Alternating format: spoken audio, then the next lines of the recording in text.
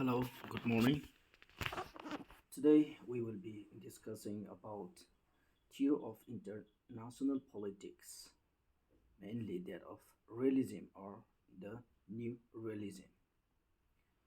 So, first and foremost, what is international political theory?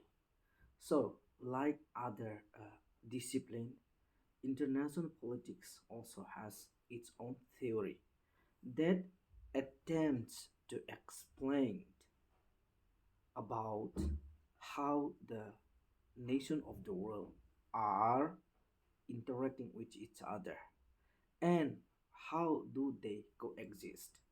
At the same time, in this world, there used to be some kind of problems and issues, such as war, such as conflict, such as fightings around the corner of the world.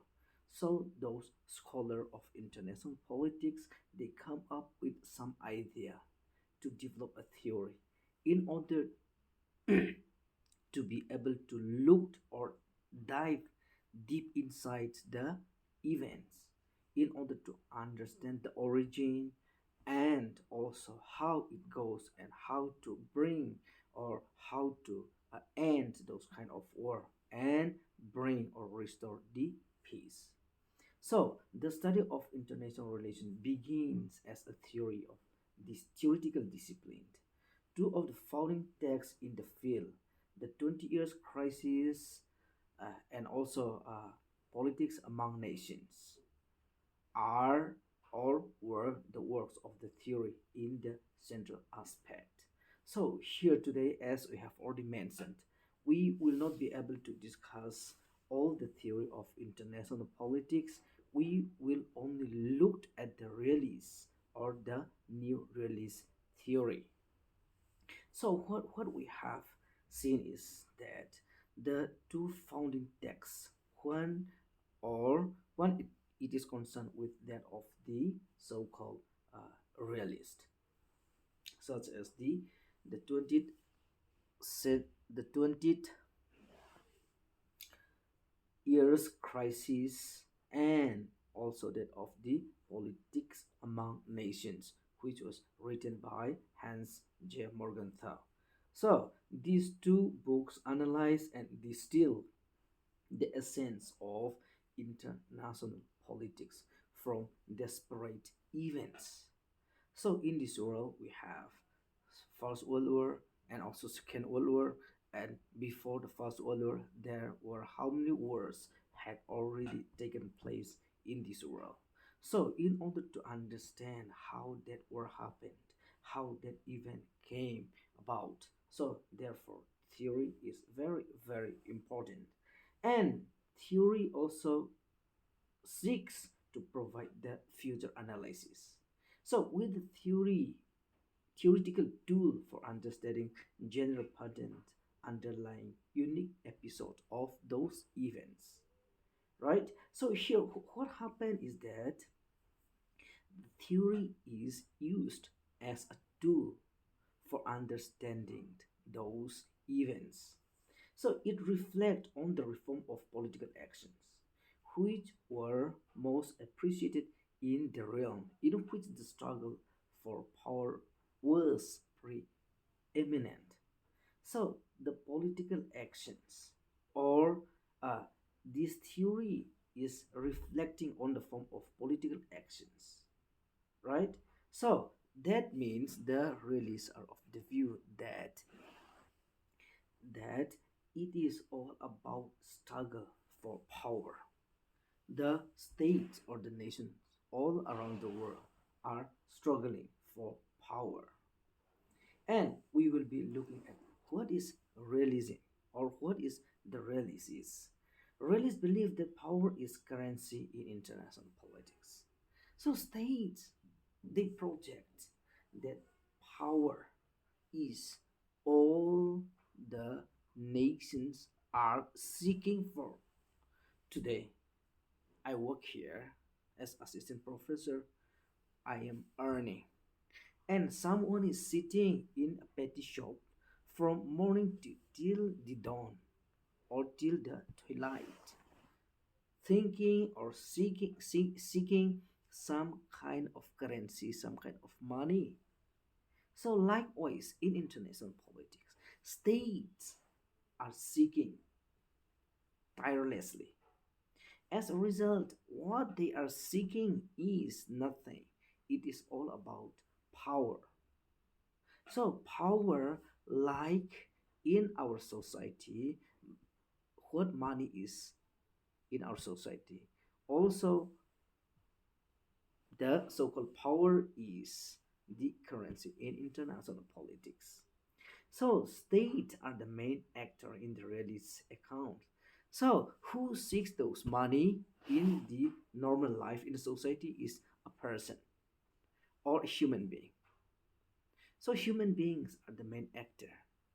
Likewise, in international politics, states are the main actor. States are the one who seeks the so-called power.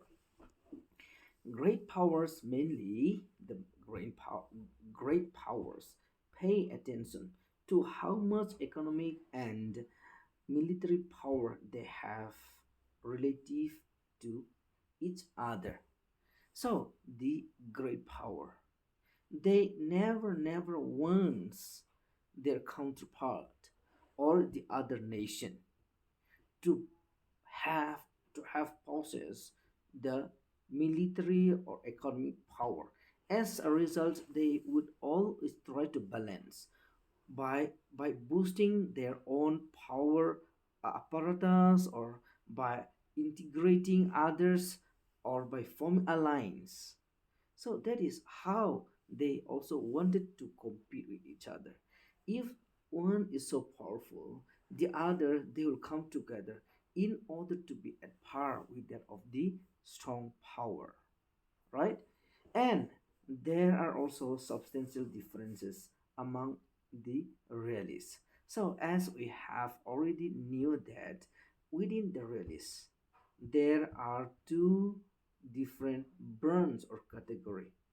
So one is the classical realist, and another one is the new realist. So we are going to see the basic difference here. The most basic difference is in the answer to the simple question: why states want power? Why states are tirelessly, endlessly pursuing power?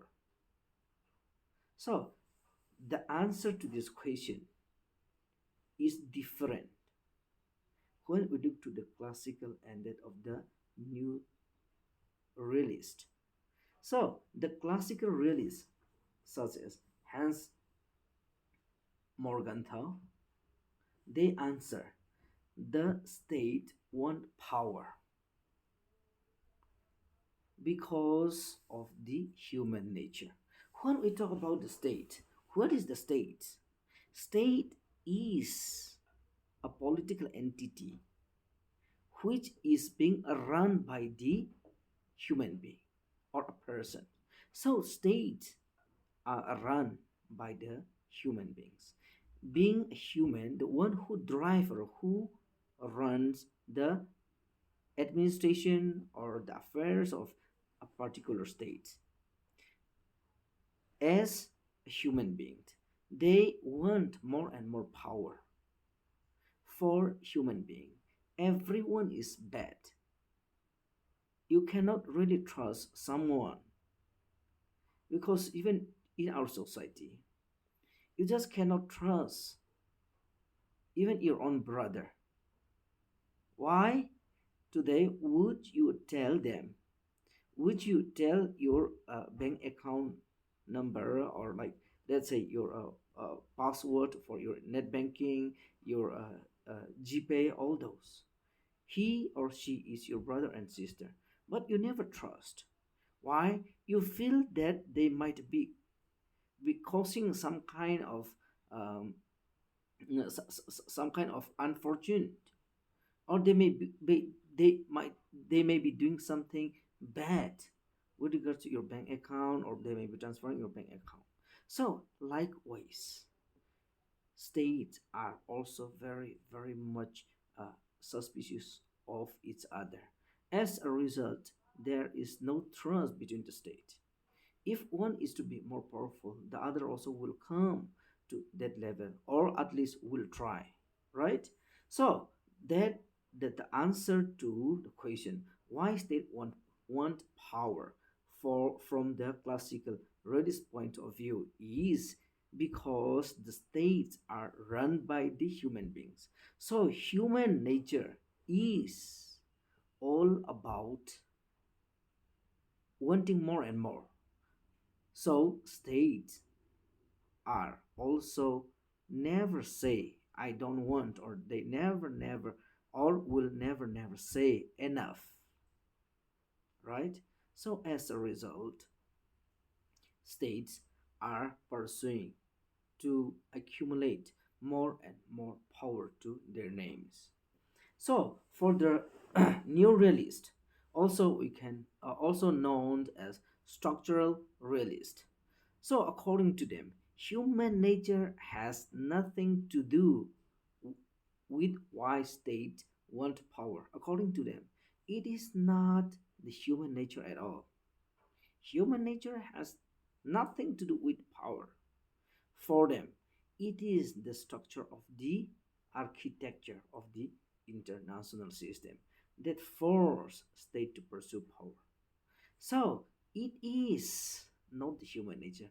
However, it is the system where states are operating, or it is where states are living. So where do states live? Today, if you see, we are in the world. And for us, we are living in a state in India which has its own law, rules, and regulation, right? If I am going to steal someone's goods, someone's car, someone's anything, if I'm just going to rape someone's sister, someone's daughter, who will come? Their parents, they might not come directly to me, but the state machineries, such as police, they will come to me and I will be punished, right? And here in the world, in the system, in the world system where state operates, has no such laws and regulations, no governance, which can really look into the state's behavior and punish them, saying or telling yours are wrong. Why you are attacking this state? Why you are doing this and that? There is no such authority above the states, which is over powerful, which can truly dominate the entire or the whole world to bring justice to the uh, bad doers, right? As a result, states they have to depend on themselves, not to rely on the law of the say law of the internet international government or world government. Such kind of government is not there in order to protect the affair of each state. However, in domestic state or in domestic government, each and every human, we have human rights, we have our fundamental rights, which are being safeguarded by the state. But the state's right, today what we call is, this is a sovereign state. Sovereign state has rights, this and that, right? In UN Charter. But that is not binding. No one is really regulating it, right? So the structure really ignore the difference in regime types, whatever kind of government might be, mainly because the international system creates the same basic incentives for all the great power. So it may be autocracy, it may be dictator, it may be democracy. It, the form or the regime of government is not what really matters, because everyone wants to strive to gain or accumulate more power. Why? Because of the system that we just talked, where there is no overall powerful government to supervise or subdue and punish all the wrongdoers. Whether a state is democratic or autocratic, it is not a matter. And here what we have seen is there is significant division between the structural realists with regards to the question how much power is enough. So we are going to discuss how much power is enough for each state. So within the structuralist or new realist, there are two different schools, right? Here, the first one is defensive realist, such as Kenneth Wells, who maintains that it is unwise for a state to try to maximize their share of world power because the system would punish them if they attempt to gain too much power. For them, the pursuit for hegemony is foolhardy. So, according to defensive realists such as Kenneth Wells, they say that some power are so powerful that they need not to pursue any, they no longer need to pursue more of the power. Because if they never say enough, if they keep on pursuing, if they keep on extending, expanding, the system will punish. The whole world may join hands together and punish that great nation, and he or that power may not be able to withstand against the united force of the world, right? As a result, for the defensive realist, they want the state to stop pursuing the power, right? They want state to stop pursuing power when they reach certain level. On the other hand, offensive realists, such as John Mearsheimer, take the opposite view. They maintain that it makes good strategic sense for the state to gain as much power as possible, and if the circumstances are right to pursue hegemony. So, some other the realist, mainly the offensive realists, such as John Mearsheimer, they want state to pursue more and more power and then become hegemony. The powerful they are, the better chance for them to survive. As a result, they should never stop pursuing power. For classical realists, power is an end in itself. However, for the structuralists, power is a means to an end, and ultimate end is survival. So, for the realists, they just want more and more power for the classical realist. So, the more power they get, that means good for them. The power in itself is an end. On the other hand, the structural realist, they main aim, the ultimate aim is the survival. The more powerful they become, the better chance they have for survival. So power for them is a mean to survival. On the other hand, the classical realist, power itself is good and power is all that they want. They need to attain to some level of power, right? State have second kind of power, latent power, which is based on a state wealth and size of its overall population. And also when we talk about power, the state have second kind of power, that is latent power, which means that they still have uh, some kind of power in order to help them to achieve certain desired power. So in they term it as some kind of here latent power. So those latent power are to be achieved uh, through economic, right? So uh, it is already exist, and yet it is not being developed. So today when we talk about power, if someone's country is economically so powerful, but that is incomplete. It has to combine with that of the hard power, military power, right? And here, what we mean by latent power is, which is based on state wealth and size of population or in terms of their technological advance. Here, why money matters for the great power. Here, what we have seen is great power need money and personnel to build military force and to fight wars. And state latent power refer to raw potentials such as uh, having large country, large population, having a huge population, and also that of the resources such as oil, such as uranium, all those, right?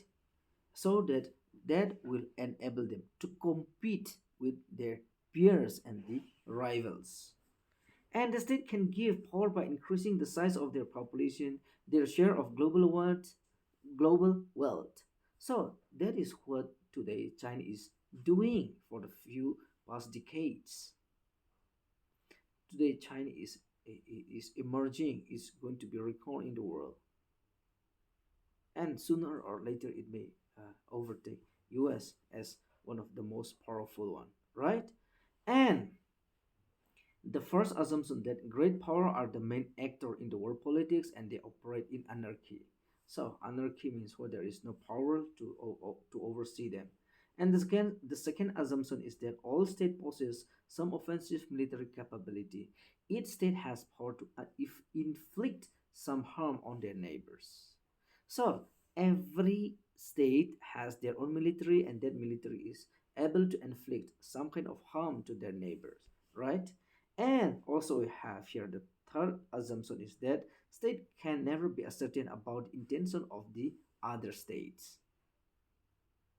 So this is what really makes states to be very much suspicious of each other, and as a result of deficit, trust deficit between the nations. State wants to be powerful. State wants to gain more and more power, right? And state ultimately wants to know whether other states are determined to use force to alter the balance of power, using force to change it, the status quo. So today, what happened is it be in South Asia. So when India gained its nuclear power, or when India become a nuclear weapon country, Pakistan also go for it. Why? Because they are suspicious and they are not pretty sure whether India will change the status quo of the status its status quo within the South Asia.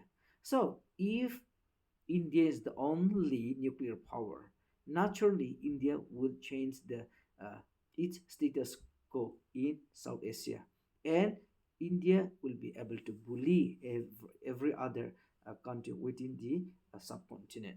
So Pakistan, knowing the fact that they also must possess nuclear power in order to protect themselves or prevent India from bullying Pakistan, right, and other regional countries. The problem is that it is almost impossible to discern the other state's intention with high degree of certainty. So, in international politics, as J.H. H.J. Morgenthau says, in international politics, there is no permanent foe nor that of the permanent friends. So you never know the intention of your neighbor or even your own aligned with degree of certainty. So the states are living in the world of uncertainty. So there is no one whom they can rely on. Unlikely, the military capability intention cannot be empirically verified, and as it is in the mind of decision maker and difficult to discern. And another thing is, if one could determine the other state's intention today, there is no way to determine the future. So today they might be very close allies, They may be able to exchange their views. But what about next time? In the days to come, in the decades to come, as a result, they cannot fully rely on one another. And the fourth assumption is that it is the fourth assumption is that the main goal of state is survival. So when they are living in the so-called in the world of uncertainty, where you cannot rely on other, where you cannot trust anyone, so it has become clear that only you yourself you can rely on, right? Not to the other. And the fifth assumption, states are rational actor. They are capable of coming up with sound strategies that maximize their prospect for survival. Yet also miscalculate from time to time. So states are very reasonable. They are able to come up with some sound strategy to maximize their power for survival. So, as a result, in the past, one country attacked the other and they overrun, and that uh, the defeated country became a part of the victor's country, right? However, many a time they used to miscalculate and they become a stalemate, spending so much resources and so much uh, life has been lost, but no gain, nothing. It is has become some kind of zero sum game. Or sometimes the one who attacks is being defeated. For example, in the Second World War, it was the Germans who attacked Poland, thinking that they will attack Poland and do all those things, right? However, at the end, the German has been defeated, and all the countries or its territory has been taken by all those, right? The victorious countries or the Allied powers.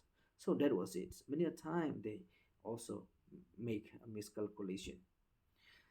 The greatest fear is that other states might have the capability as well as the motive to attack them. So, today what happened is the Russians and that of the Ukrainians, right after the breakup of the Soviet Union, they used to be very friendly. However, as the time goes by, they are at war now.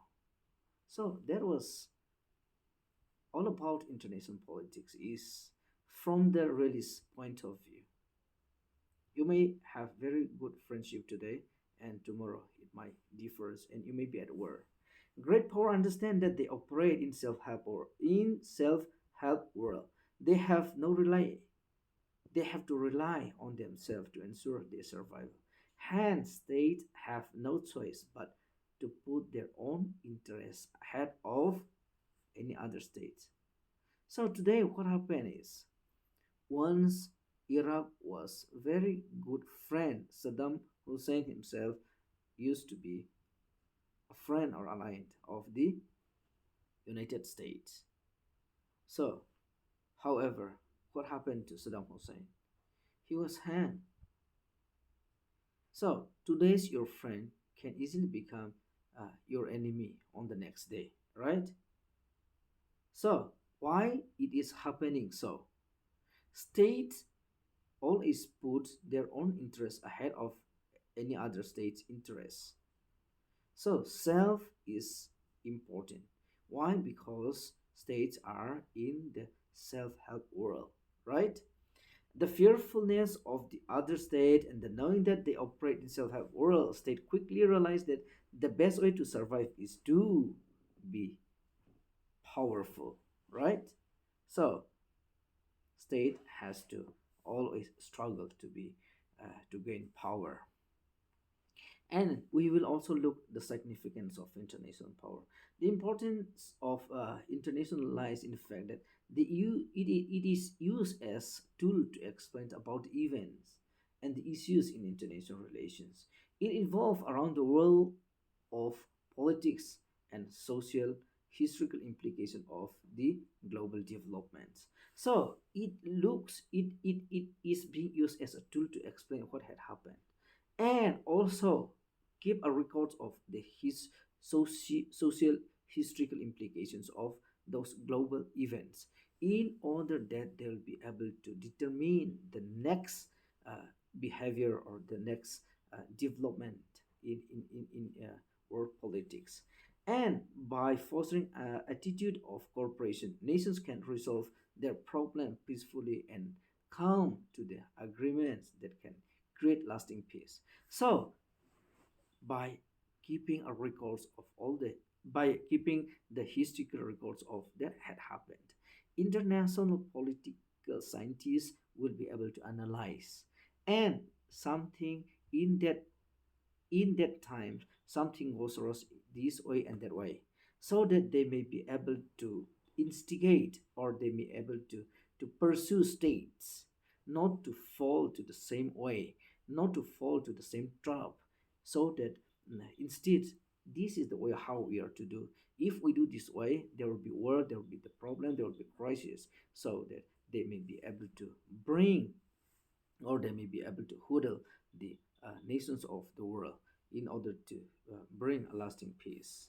Theories of international relations help understanding the nature, the origin of the conflict events, and enable scholars to analyze the root cause of those issues, which is imperative for the future analysis as well as facilitate in preventing similar conflicts. And uh, I would also just like to contextualize the importance of this realist theory in the ongoing Russo-Ukraine war. So the realists are of the view that the world that states are living in the world of self-help. As a result, they always are skeptical about the intention of the other state. So for the state who want to survive, all that matter is survive, right? So the more powerful they become, the greater is the chance for their survival. Therefore, every state seeks power endlessly and tirelessly. So, in their search for power, if any state appear to become powerful, they will do anything to balance the rising power. So, in case of Russo-Ukrainian war, it is the West or the US and its allies that perceive the rise of Russia as a threat to their survival uh, or as a formidable power to compete or to degrade the hegemony. So what happened is today the world is being dominated by US and its allies, which we say the West. They are the bloc, or they are the people, or they are the countries that dominate the world. So that is what is happening even in Africa. Many of those African countries, they say get out the West. The French, the Britishers, and the United States, they no longer want, because those are the nations that really dominate the African countries. When they dominate all the natural resources and everything, starting from administration and government, they are controlling the life and the society of those African countries. So now they no longer want those dominant players to dominate the African countries, right? So here, if they perceive the rise of Russia or China as a threat to their hegemony, they would like to contain. It is not only a mere contain, their intention is that they will be able to preserve their hegemony by weakening the rising power, such as China or that of the Russians, right? So that is exactly what they are using. Why it really happens is that in order to contain Russia, what the West has to do is they have to expand NATO. And while expanding the NATO, what happened is Russia also sees the danger looming in its neighbor. So for the Russians to stop the expansion of NATO, what they have to do is invade or stop Ukraine from becoming the NATO member. So as a result, the invasion is inevitable. So as a result, today what we have seen is uh, war. Why? Because the United States and its allies, they want to maintain their hegemony. On the other hand, Russia also wanted to rise, and they are to contain the Russians, and the Russian, they have to expand or stop the expansion of the NATO. So at the present, uh, the presence of NATO in the Russian border will apparently pose a direct consequence for Russia. Therefore, it is clear that the Russo-Ukraine war is struggle for power between the West and the Russians, because the power ensure their survival, right? So the more they accumulate power, the West, the United States, will become a superpower, the hegemon. So its existence is more secure. Its survival, the chance for survival is much, much more higher. On the other hand, if the Russians do not stop the expansion of the NATO, the survival of Russians are at stake, right? So it is the collision of the two power because of struggle for power, right? Okay, in conclusion, in anarchical systems where there is no ultimate arbiter, states that want to survive have little choice but to assume the worst about intention of the other state and to compete for power with them.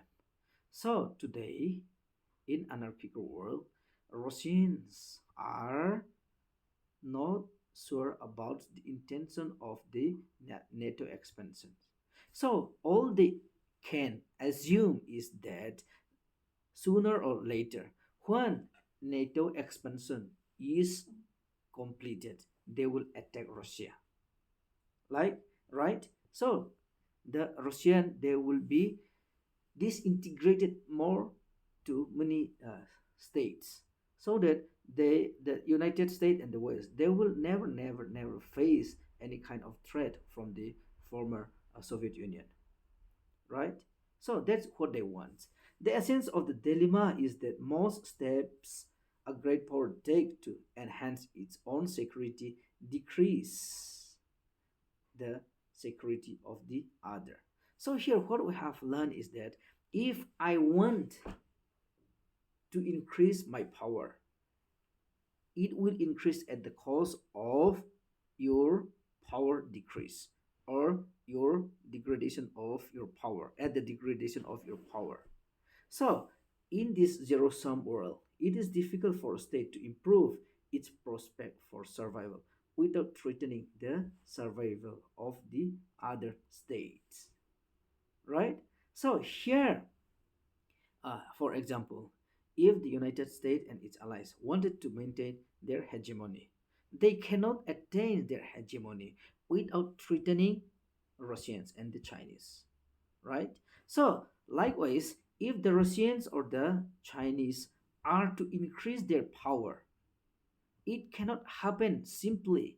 They have, it has to occur, it has to achieve by threatening the already existing or the already exist power, that is the United States and its alliance. So now it has become very clear why war in Ukraine, Russo-Ukraine war is happening. Why? Because of the struggle for power. So that is the importance of the international politics. We are the theory, the importance of theory of international politics. We are able to know what is the exact origin, how it begins, how it originates, right? Okay, so I think it is clear for everyone. Thank you very much. Thank you.